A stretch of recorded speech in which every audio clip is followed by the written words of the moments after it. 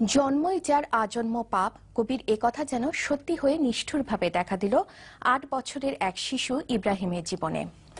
সৎ বাবা কেটে ফেলেছে তার ২ হাত, আর ১ মাসেরও বেশি হাসপাতালে যন্ত্রণায় ছটফট করলেও খোঁজ নিতে আসেননি গর্ভধারিণী মা।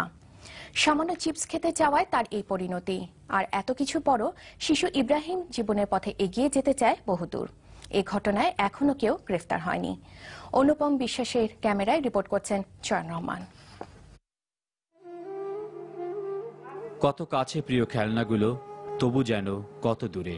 সামান্য চিপস চাওয়ার অপরাধে সৎ বাবা ওমর কেটে নিয়েছে ৮ বছরের শিশুপুত্র ইব্রাহিমের ২ হাত। এখানেই শেষ নয়, যে মুখ দিয়ে চাওয়া হয়েছে সে মুখেও পড়েছে বটির কোপ। মাথার মাঝ বরাবরও ছিল একই ধরনের আঘাত চিহ্ন। এত সব নৃশংস ও বর্বর আঘাতের ক্ষতচিহ্ন নিয়ে পঙ্গু হাসপাতালের বিছানায় একাকী অসহায় যন্ত্রণাময় জীবন ইব্রাহিমের। আমার আব্বা আমার সিপের কথা কয়ে বাইরে আইন না, আমার একটা হাত কাইটা দিছে। আমি করছিলাম আব্বা আমি ভাত খাবো কিভাবে। তবে নৃশংস ওই ঘটনার পর মা বাবার কেউই ১ সেকেন্ডের জন্য খোঁজ নেয়নি ইব্রাহিমের।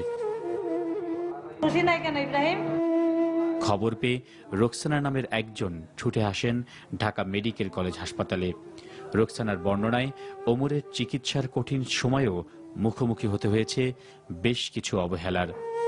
মাথা থেকে শুরু করে সমস্ত শরীরের পায়খানা এত দুর্গন্ধ আর মাছি, চতুর্দিকে মাছি। তো পরে আমি যে ওই আয়াকে ডেকে আনলাম, তো বলে কি যে ওর কেউ নাই, ওকে দেখবে কে?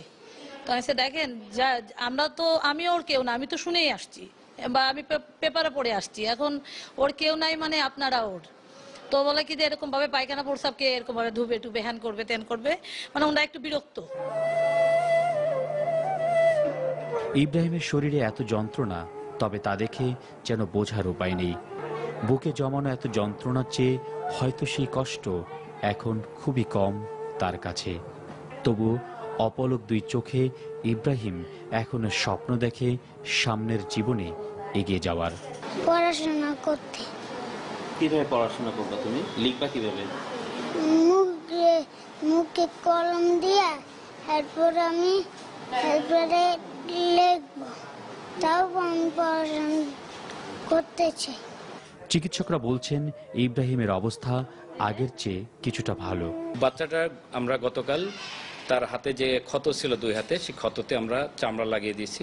এই মুহূর্তে বাচ্চাটা ভালো আছে। হ্যাঁ, রিপ্লে লাগতে পারে। এটা হচ্ছে যে আর্টিফিশিয়াল লিম্ব দিয়ে সে মানে তার স্বাভাবিক কিছুটা কার্যক্রম করতে চালিয়ে যেতে পারবে।